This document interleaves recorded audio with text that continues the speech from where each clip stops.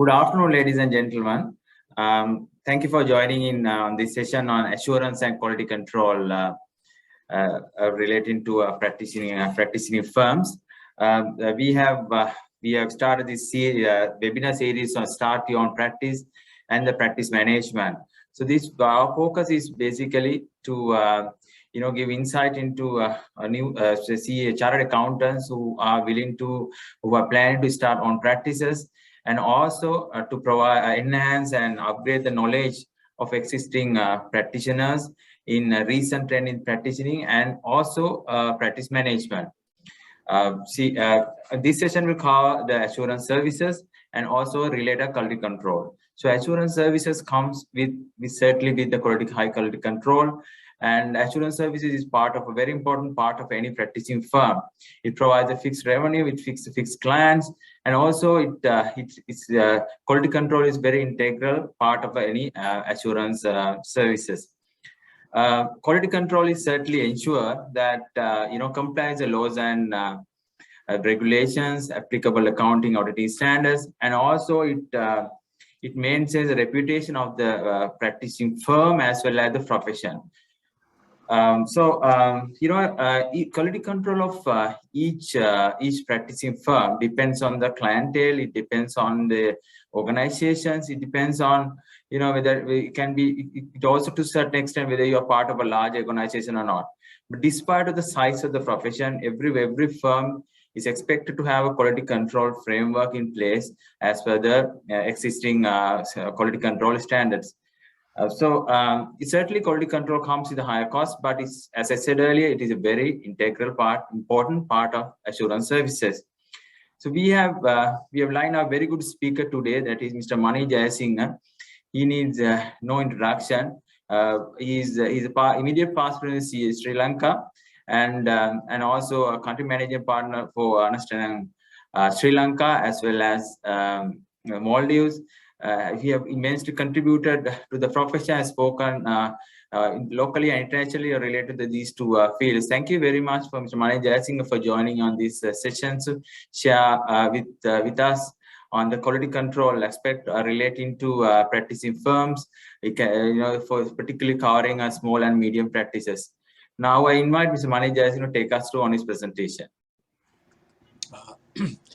Thank you, Chamara, and good evening to all of you all, and welcome to this session on assurance services and quality control. I hope you all can hear me, right? Yeah. Can see. So, generally as a practitioner, the type of services that one would offer, there are broadly can be categorized into three segments. The first segment is the assurance services which we offer in relation to historical financial statements. So these are our normal audits that we do. The financial statements are historical, and we provide assurance on those historical financial statements. Now, a subsection of that is we also provide reviews of engagements to give assurance, which is of course much less in understanding when it comes to doing an audit, as opposed to giving a review type of an opinion on historical financial information. So on historical financial information, we generally provide two types of services, that is doing a full scale audit, and the other one will be doing review engagements. Then we have other engagements where we provide assurance, but not on historical financial statements. These are audits and reviews of historical financial information. So one is on financial statement, the other one is on financial information. So there again we provide two types. We provide a full assurance, we do full assurance on them, or again we provide full assurance on these things.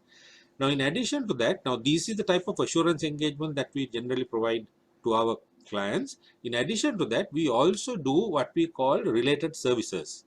Say, for example, agreed upon procedure or compilation engagements. So these are really, they don't really give any form of assurance. They only provide certain types of work which the practitioner does with the agreement of the client. So those are not assurance, but they are called related services. So whatever the service that a practitioner provides, it is controlled or governed by, or can I put it this way, the umbrella overseeing all these services that we provide, whether it's assurance or related services, is the standard which governs the quality of the work that we provide our clients. So that is why this ISQC1 or SLSQC1 becomes critical for a practitioner. In today's environment of rising stakeholder expectations and rapidly evolving regulations, it is even more imperative for public accountants or practitioners to implement the standard on quality control, uh, which is geared towards the firm that performs audits and review financial statements and other assurance or other related services. So this is why this particular standard becomes critical. Now, many people sometimes argue to say that does this apply to larger firms, smaller firms, single practitioners? So the issue is, this standard is primarily principle based, and it does not, and I emphasize, it does not require all firms to implement the same level of sophistication. So it requires you to apply the principles of the standard, but you don't have to make it complicated, that all firms don't need that level of complexity. So each firm can adopt the quality control policies and procedures that are relevant and applicable to the operating characteristics and the size of the firm. So this is an important element that you need to keep in mind.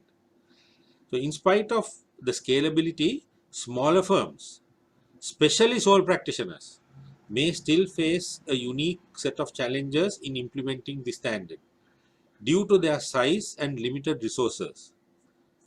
So we today, when I present this, I will present the principles behind it. Thereafter, I think we have a discussion session which is also planned. Let's see how we can adapt some of these principles into practice, so that we can ensure that the quality of service that we provide meets with the highest level of expectations by the market. So the International Auditing Standards Board, Audit and Assurance Standard Board, they said they developed this standard, and our standard is really a carbon copy or replica of the standard. They basically said, to whom does this apply? So this applies to, as I mentioned, audits of historical financial statements, review of historical financial statements, assurance engagements other than audits of or reviews of historical financial statements, such as assurance engagements on, say, greenhouse gases. You can give assurance engagements on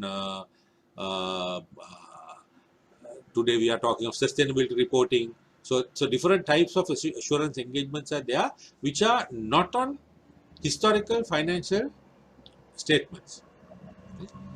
Then we also perform work, things like compilation engagements and agreed upon procedure engagements, which we do for our clients. So this ISQC1 covers the firm's responsibilities in delivering its services to our clients. So SLSQC1 deals with the firm's responsibility for its quality control system for audits and reviews of financial statements and other assurance and related service engagements, such as compilation and compilation engagements.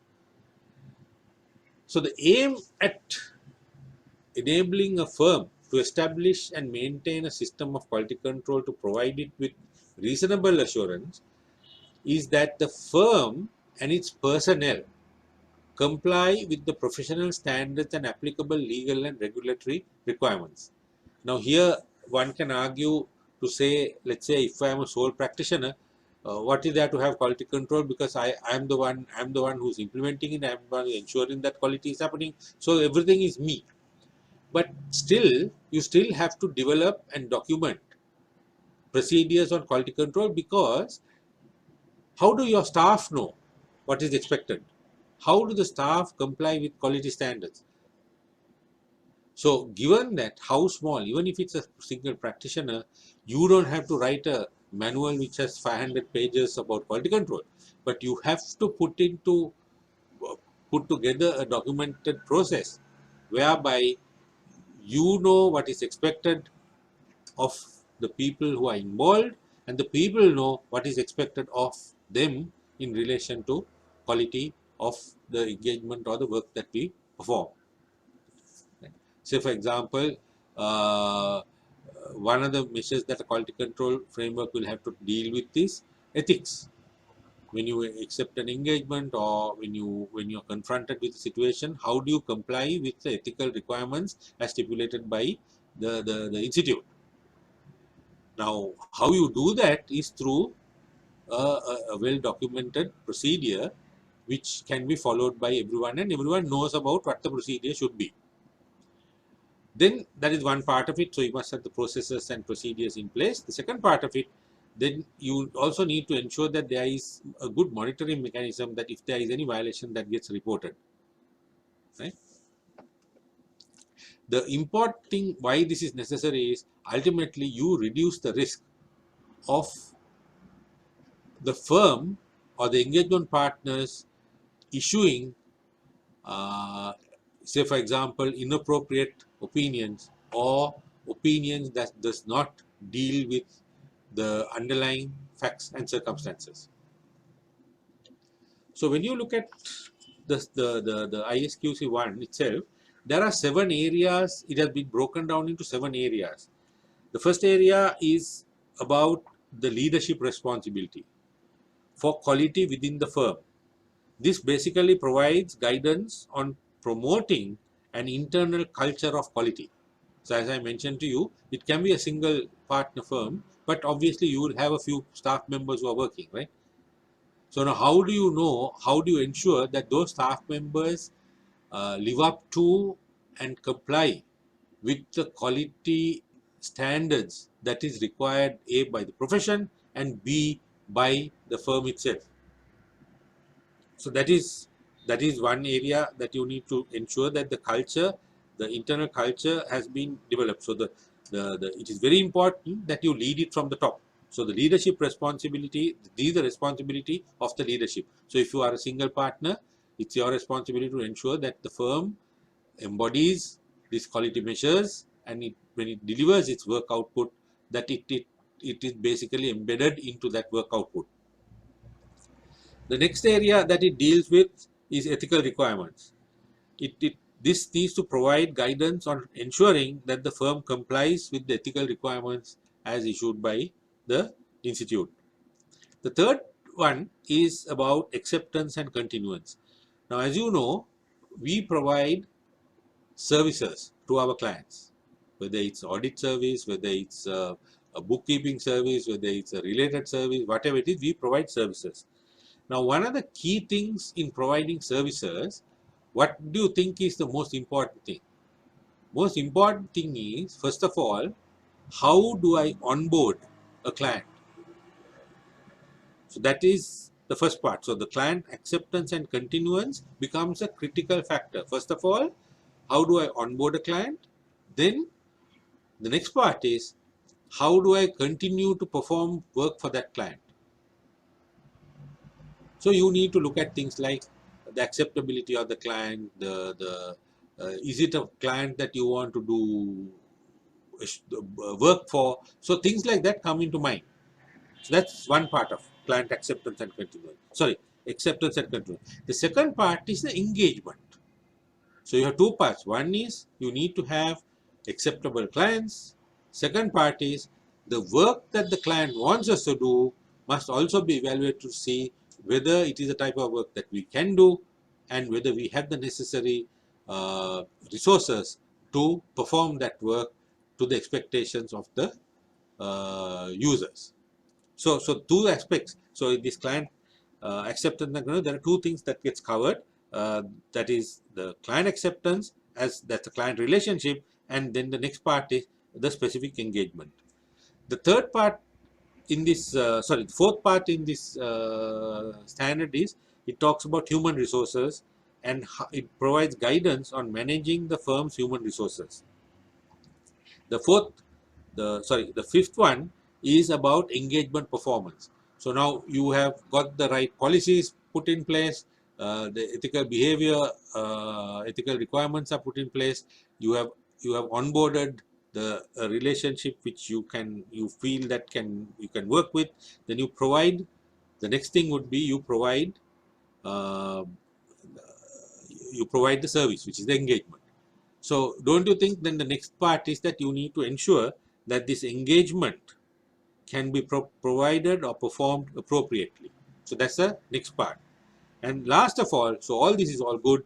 Next thing would be you have to ensure that there is a mechanism to monitor that everything is working properly.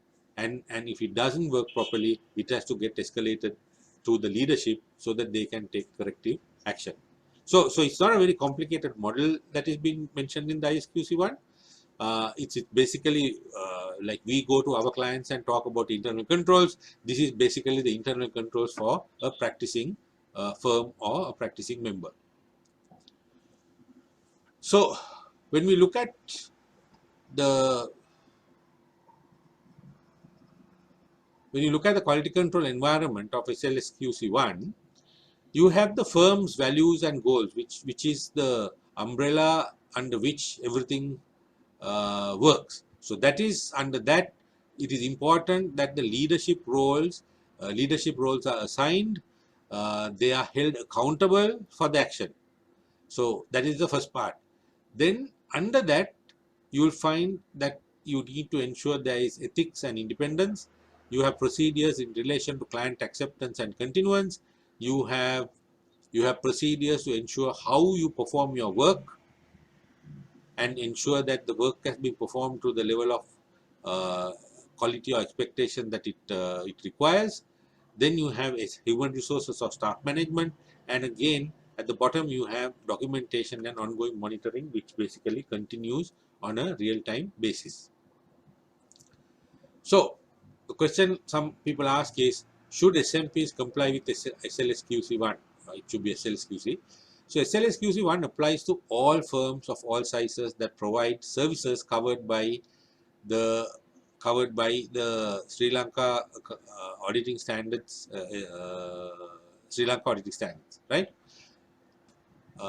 So if you look at the word, the term firm, it includes a sole practitioner, a partnership, a corporation, or any other entity that provides entity of professional accountants.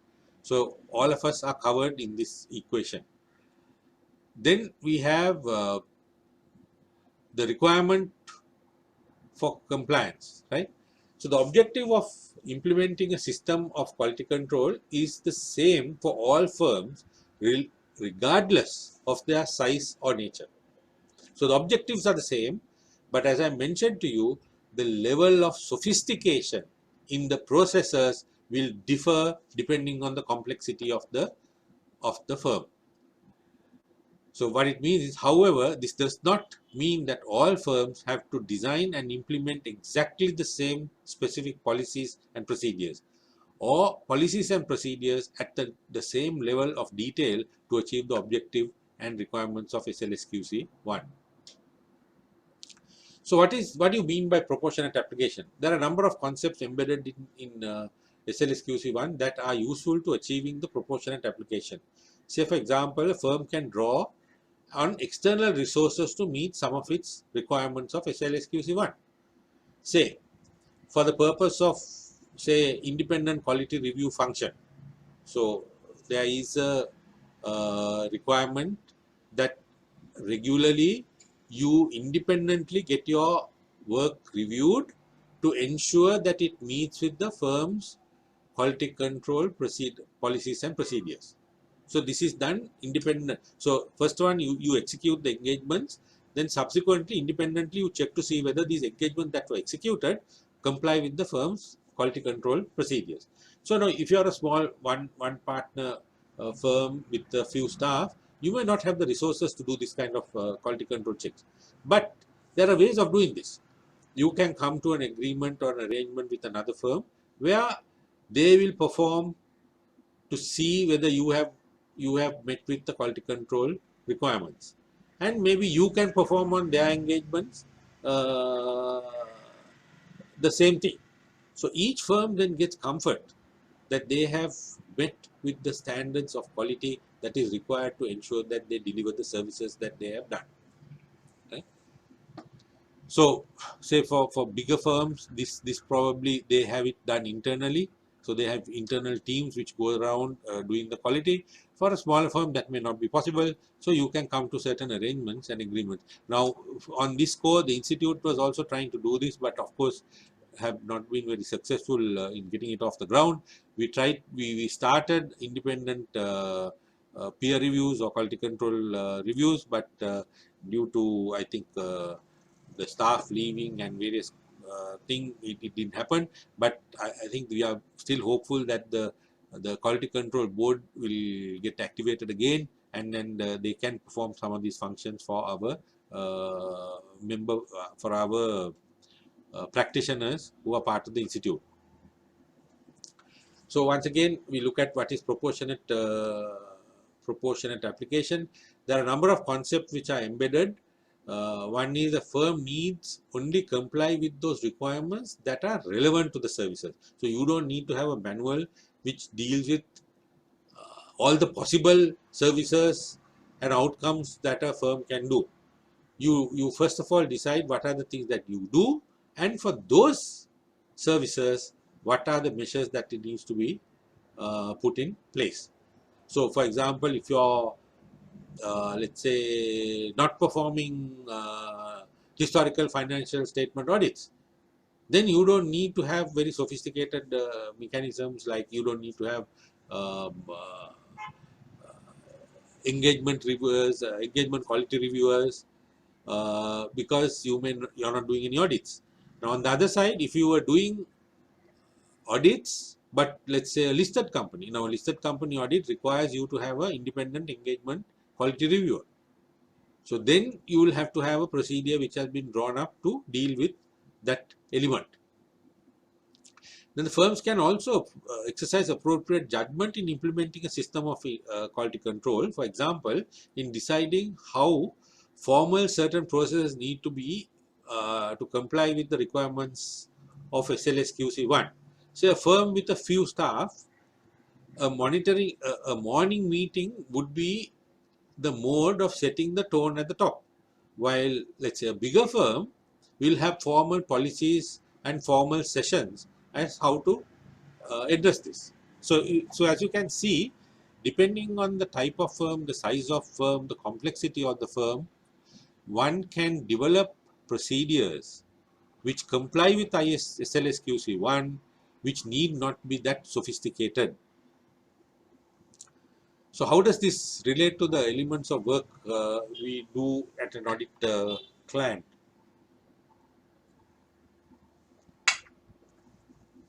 So when we perform a normal audit also, we look at internal control elements, right? One of the things in the internal control elements in a normal audit, we look at the control environment.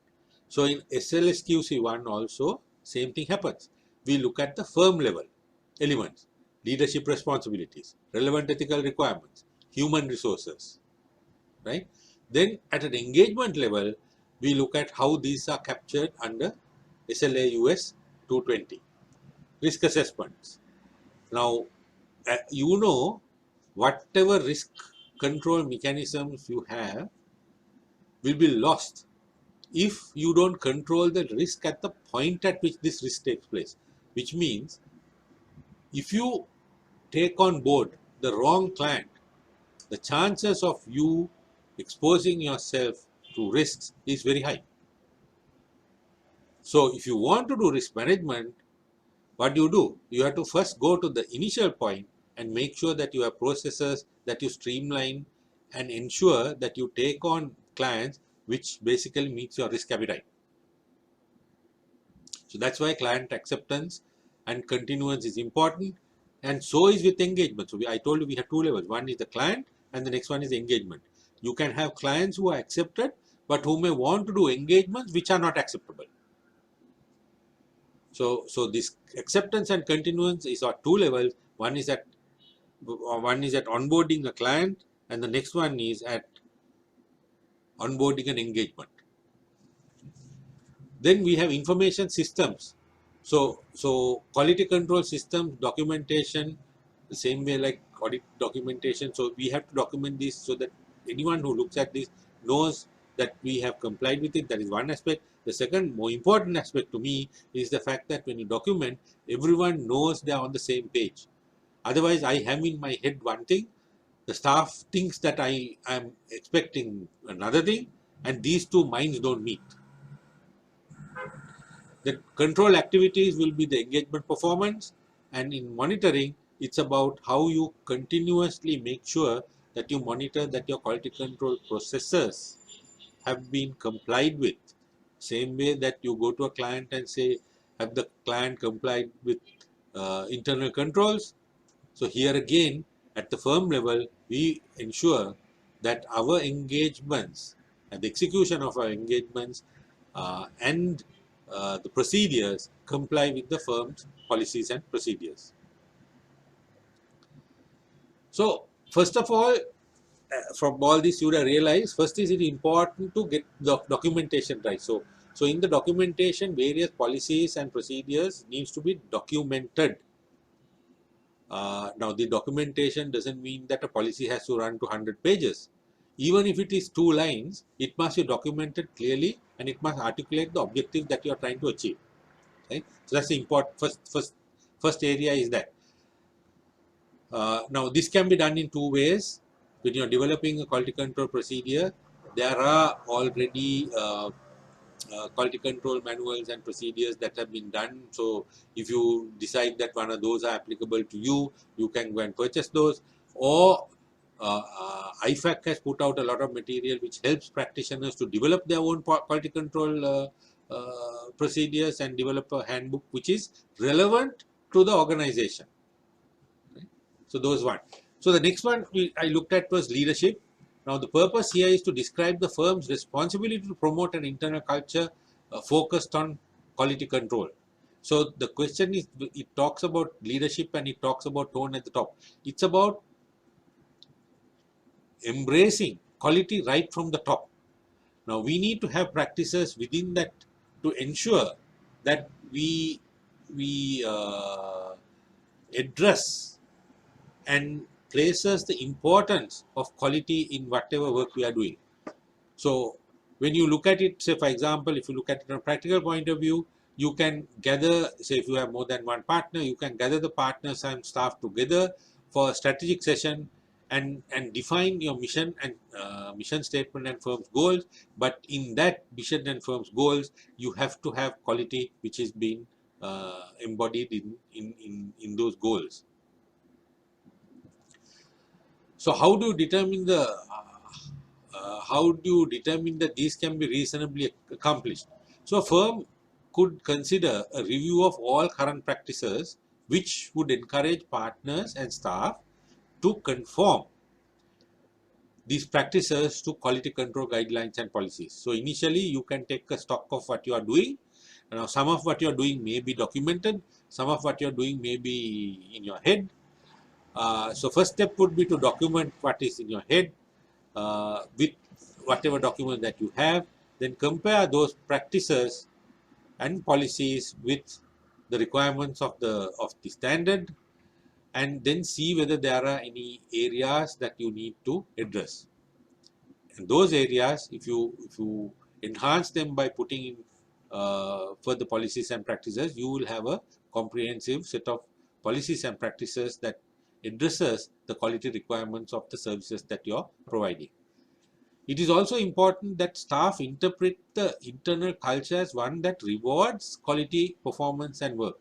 So when you are setting your tone from the top, you must also do things that encourages and ensures that the culture that you build within the firm is of a firm, an organization that delivers its output or its services at the level of quality that is required by the stakeholders.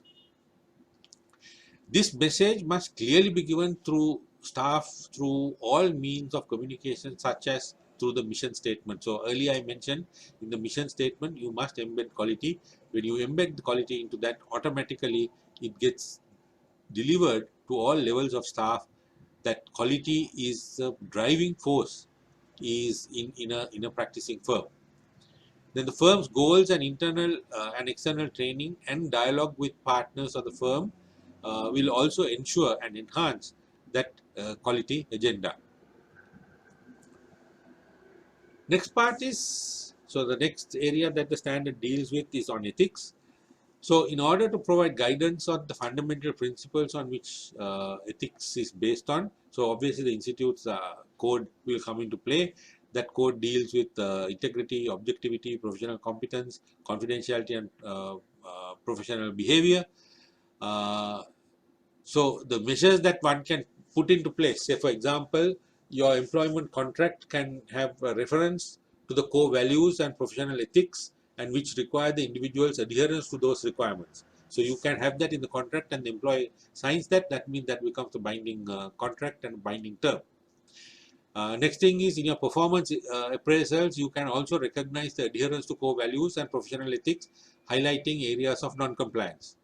So you can, your annual performance evaluation of staff, you can have a section which deals with quality, which deals with values, professional ethics, so that if those are complied with, you must recognize those people who have met those requirements.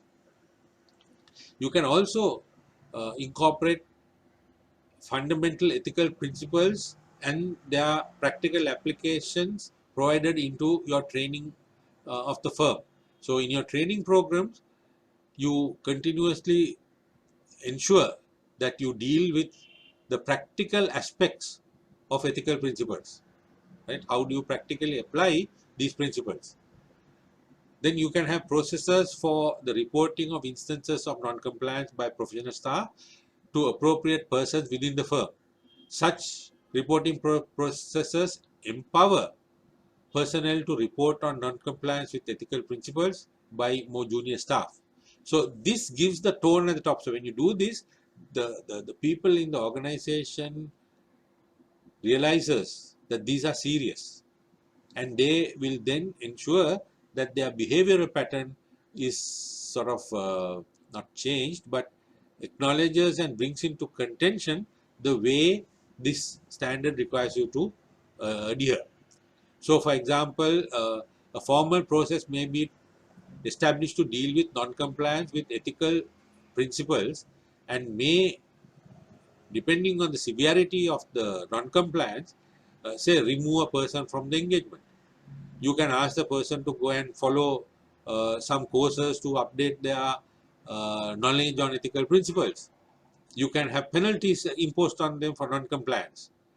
Of course, more drastic ones may be you can dismiss them from the firm if the issue in hand is very critical. You can also report these people to the disciplinary committees of, say, the institute. So these are, how should I say, uh, areas where you can deal, or these are the ways in which you can deal with non-compliance.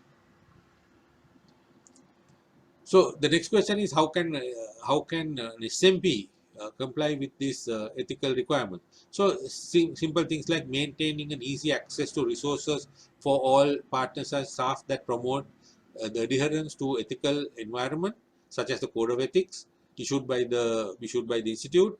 You can have a general partnership agreement which covers dispute resolution, include a similar process for resolving non-compliances with ethics.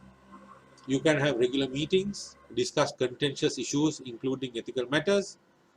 You can get all staff to sign off on annual independence declaration. If you want a format, IFAC has a format that is available. You can maintain regular contacts with your clients to be in touch with the behavior. Get all the staff, including partners, to sign off declarations of confidentiality. Again, the template is there. So if you look at independence, the responsibility of the partner responsible for independent matters. So one of the things that the firm has to do is to oversee the adequate functioning of the firm's independent policies, including being responsible for obtaining evidence that the firm's independence requirements are complied with by the firm's personnel. So one of the ways of it being complied, as you can say previously, what I mentioned, you can get an annual declaration saying that they are complied with the firm's independence policies. Now, first of all, you have to develop the policy. That's the second bullet, which says establishing a clear and concise written independence policy covering relationships, prohibited entities, including prohibited services, investments, loans, business relationships, and fee arrangements. So these are broadly the areas that an independence policy should cover. It should start by saying prohibited entities. Now you might want to know why do you mean by prohibited entities. So if you find that there is a client who is engaged in illegal activities, do you want to be associated with that client? So you can build something like that into a policy or a written, concise policy, which then everyone has to read and understand it and comply with it. Now, if you don't have a policy, what will happen is document policy, people will assume or interpret all of these things the way they want. Say, for example, investments. Now, the institute, I think it's the code allows a certain level of investments in clients, but it is a very small percentage. Now, a firm like ours, we do not permit any investments on any other audit clients. Right? So like that, you can have different policies, but obviously these procedures and policies have to be within the acceptable norms of that country. So basically, acceptable norms in the ISBAS or Institute's Code of Conduct, right? Then you can have a list of prohibited entities, which is readily available to all staff. You can have a list of prohibited entities, and of course, if you have a list like that, you need to ensure that it is updated regularly. You can have communicating on a timely basis changes to the list of prohibited entities.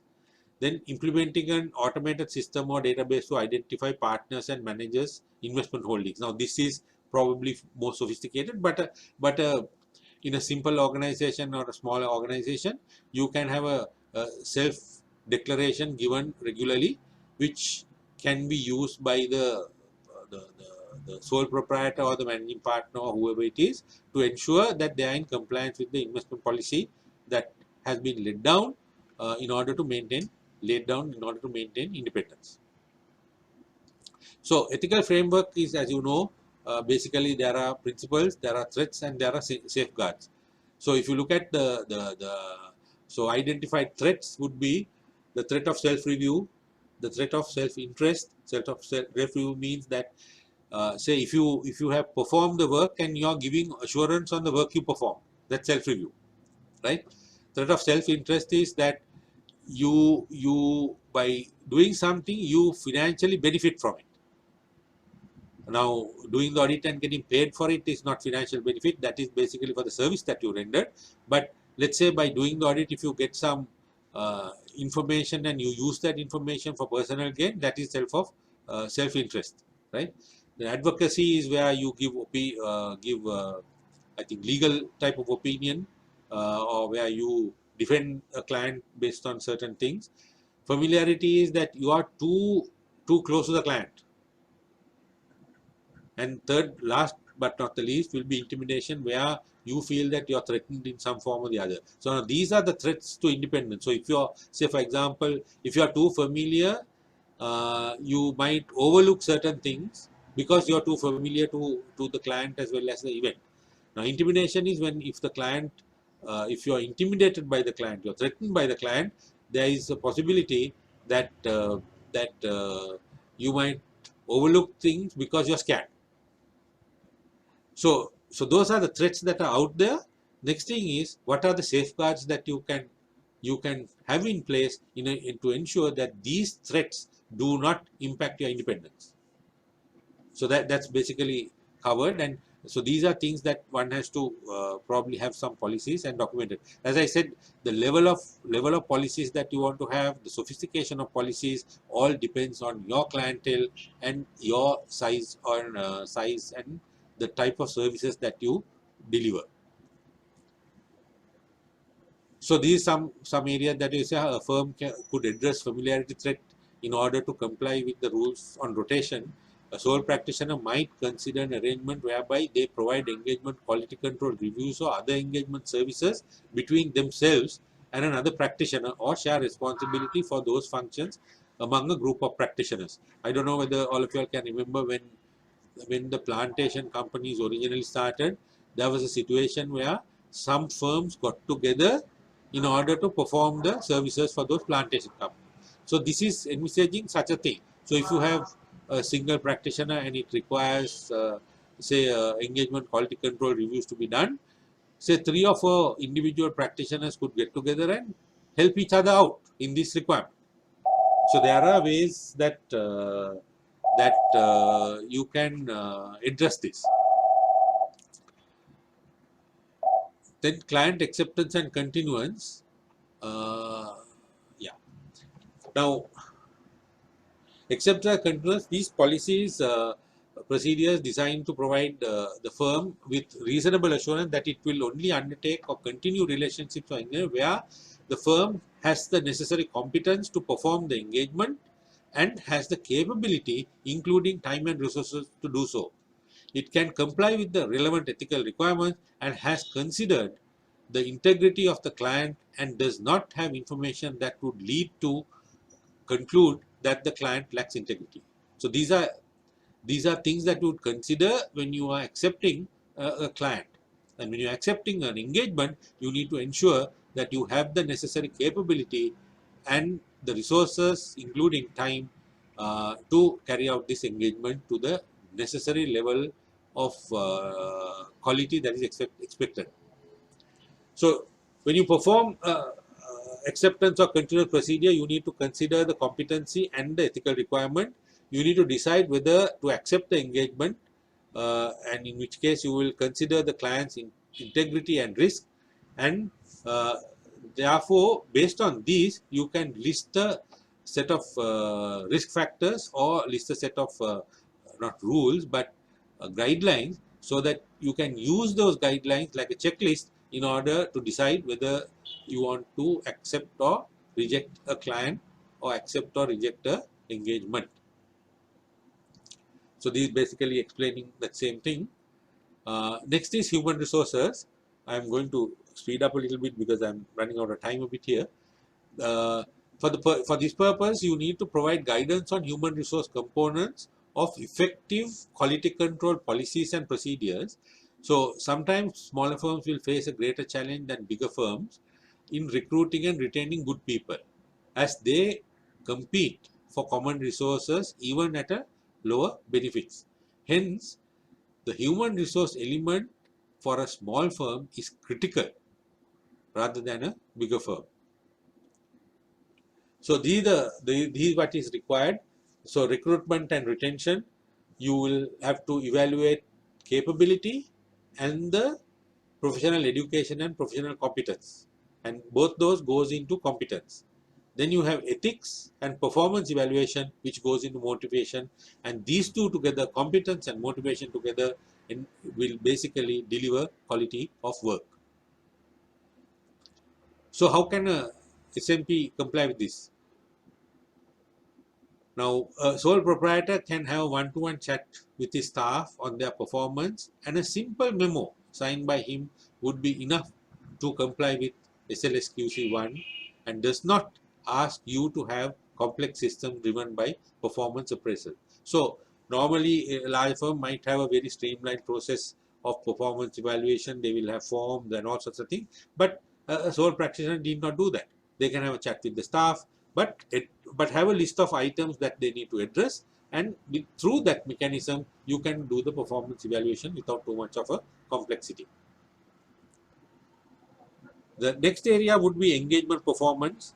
Now this is of how you conduct the engagement and the necessary steps or quality control measures that needs to be there in carrying out your work on that engagement. So what you need to do is you need to provide guidance on the elements involved in the engagements, highlighting the role of the engagement partner, how do you plan the engagement, what supervision you need to do, at what point you need to have consultation, how do you resolve any differences that are of opinion, and in the performance of the engagement, how do you ensure that quality has been maintained. So these are the areas that you need to cover, right? So planning, supervision and review and consultation are part and parcel of an engagement performance. Again, there is guidance which is in the SLA US for SMEs, where this you can really look at that. Now here again, in doing this, you don't have to have very complicated things. A simple Excel sheet which shows the available personnel time and individual prior experience would be good enough to satisfy the requirement to ensure appropriate staffing for the engagement. Now, SLA US 220 requires that you must have the right staff allocated to the engagement. So, for example, an engagement has some complexity, let's say, involving valuations, then you must have staff which understands valuations assigned to that engagement. No point in having staff which do not know valuations, because you are unable to maintain the quality of work in that engagement. But you don't have to get into sophisticated planning tools. You can use a simple Excel sheet to identify that. So for smaller engagements, size of the engagement team may be quite small. For example, in the case of a sole practitioner, it may include only one additional engagement team member. So in such a situation, you have automatically, you need to ensure that you have addressed the competence issue in that, and you have complied. So you don't have to have very complicated documentation for that. So the next one is engagement performance. Sorry. Under engagement performance, I covered engagement quality control. Here again, the policies and procedures for this area should require an engagement quality control review for all audits of financial statement listed entities. So now, if your firm does not do any listed entities, then immediately this requirement gets somewhat diluted, in the sense you may not want to have this, but still you might want to have engagement quality control review if you have any engagements which are at a risk which is higher than what you would normally anticipate, because you would want that second review to ensure that the work you perform in that high risk environment meets with the requirements, meets with the professional requirements.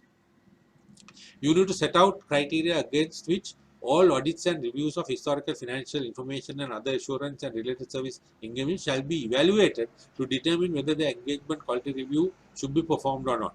So again, these need to be documented to say what are those elements that needs to be considered in determining whether you need the independent engagement quality reviewer. Right? And the last part in this equation is the monitoring part. This is to provide guidance on the monitoring of the firm's policies and procedures. So now all these things, you have developed policies and procedures. Next thing is, how do you get comfort that these are actually happening? So that is the monitoring part.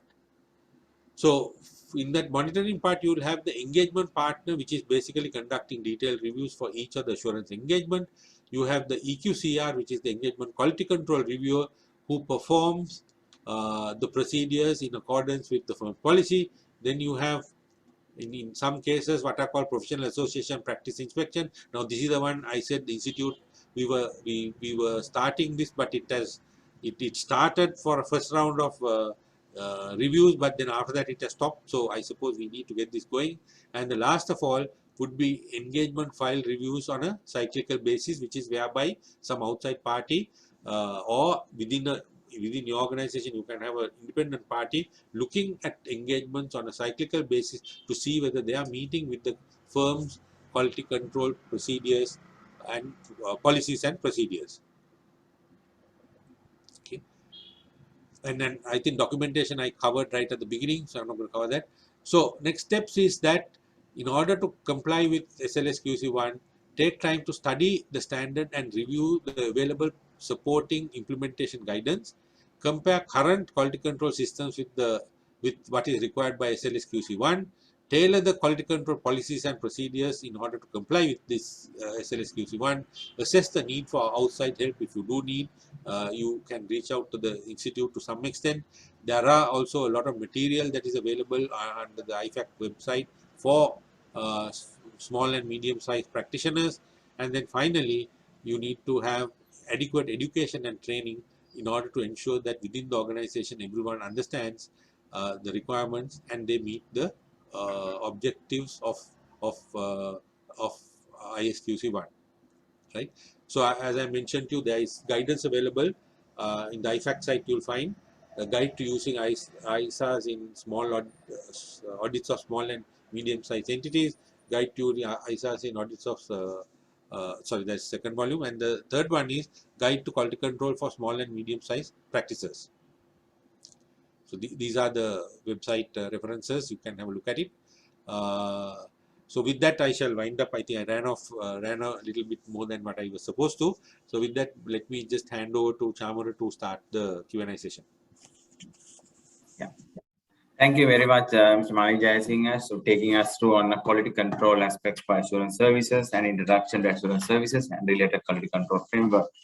Mr. Mani Jayasinghe taken us through on the SLS QC1 requirements and the applicable and also the applicability of services, and then particularly implementation tips for practitioners. So he shared with us that as well, and also in different area, different ethical requirement, etc. And the continuance, he has explained in detail as to what the small practitioner could do to comply with SLS QC1 requirements. So thank you very much, Mr. Mani, for an extensive presentation on the quality control aspect for assurance services. If there are any questions, please raise that in the comment box. I encourage you to do so. We have one question that we have one question that is received. That is that he's trying to ask, what about the providing tax services and other specialized services? Meaning that whether any quality control. I believe the question is not quite clear. I mean, maybe that he's trying to understand whether any quality control requirements are there for providing tax and specialized services. That's right. That's maybe the one he's trying to clarify from us, Mr. Mani Jayasinghe. Yeah, so this is a very debatable area that you asked. Since you are asking an auditor, I would say any practitioner. So you are a chartered accountant and a practitioner. Yeah. I think you are under the quality control banner. But some tax professionals might argue saying that it is not the case. But what I'm saying is this quality control requirement is coming through the fact that we are practitioners and we are members of the institute. So when we are providing professional services, then we are guided by the standards. Yeah. That is how it comes through. But I'm sure there will be enough arguments to say that tax practitioners don't want to do things like that. No, tax practitioners are also covered by quality control, because quality control is not about anything. It's about whatever services you give. Are we giving those services to the level of quality that is required? It's a simple thing as that. So it's not a complicated area, because we are service oriented. As a practitioner, whatever services that we give, we should be governed by some formal procedure where it ensures that our product or our service meets with the quality standards. So ISQC1 is basically that. It's not a complicated area. Yeah, exactly. Thank you, Mr. Manijan. That I have a question also, as relating to, the quality control, you're into detail about quality control requirements, applicability for SMPs and, adapting having a quality control framework, document a quality control framework for the small SMPs. Quality comes with the cost as well, so when you're starting a practice, so certainly, you struggle, initially you struggle actually, to get the quality control framework in place. So maybe when you become a medium-sized firm, or, when you start probably after a couple of years, so you start a well-advanced, very well-documented policy, framework in place. So in that sense, it's important that we strike the balance, have a proper system from the beginning. So how do you try to comply from the beginning? What do you expect the small practitioner when they start it at the beginning to comply with these requirements? Actually, Chamara, in my view, a practitioner who's starting off is at the highest risk than a person who has already been in business and has got some traction, right? The reason is, as you come in, let's say you come in as a practitioner, and then maybe you'll hire 2 or 3 staff to do work with you. Okay. Now, as soon as you do that, you expose yourself, because those people don't know what your expectations are. So I'm not saying it is a cost, no doubt, but I'm not saying to go and spend a lot of money on whatever it is. That is why there is a lot of material out there. There are a lot of templates where you can actually use those templates as a start. Don't go into too much of complexity in developing world-class quality control system. No. But basic things you can document, like say, for example, in a small practitioner, single practitioner, maybe the leadership one may be obvious, right? Because you're the sole practitioner. But then on independence, you can have, what is expected of each of the people who are working with you in relation to complying with independence. You might also want to know, jot down a few areas of, some types of risks that you don't want to get into business with. So would you want to go and do an audit of a casino? Right? So as a small practitioner who's just starting out, you might not necessarily have the necessary skills. You may want to identify the type of skills that you have and the type of services that you can offer. So you don't want to extend yourself and say, I can do anything. Like, say, for example, if there is a client which is using, say, complex actuarial services or something, do you have the skills to go and audit that? So simple things. I'm not saying to get into too much of complication, but simple areas which embodies the principles of ISQC1 can be implemented. And when you are starting off, I would suggest that you do it, because this is like a guideline for you to risk manage. If you don't do it, don't you think you will be exposed to a lot more risk? Absolutely. So this is not to get into too much of cost. Please don't go and spend a lot of money on this, but just take a little bit of time, think about it, and put some, simple practices in place. And as you grow, you start bringing in the level of complexity that you want. So it can be unique to each organization, each firm, so they can develop their own quality control framework. Definitely. So as I was mentioning, acceptance of a client. Yeah. Now, small or big or whatever it is, you still have to accept clients, right? Now, the next question is, you can have a simple checklist as to what kinds of things that you wouldn't want to get involved. I just mentioned casino or betting. Say betting shop. Do you want to go and do work for a betting shop? So that's your initial risk management part. So once you sort of jot this down, that's the starting point. As you grow, you can increase the complexity in those lists. Right. So there are no further questions, Mr. Manager Singh. So thank you very much for your the participation of your presentation, and particularly it was very useful. It's very useful to existing practitioners as well as the chartered accountants who are planning to start the audit practice or a practicing firm in the future. We thank you very much for the presentation once again. So we have series of further sessions in lineup for coming weeks. We have one in next Friday as well, and then again in every other week we have further presentations to enhance the knowledge and upgrade the knowledge about on the existing practitioners, and well as give insight to the new practitioners, new members who are the CA chartered accountant who are willing to start on practice. So thank you once again for your participations. So we have requested the recording as well, so those will be available for you in the future. Thank you once again. Thank you, Mr. Jasing, and thank you for all of the participants for joining. We look forward to see your participation in the upcoming seminar series as well. Thank you very much. Thank you.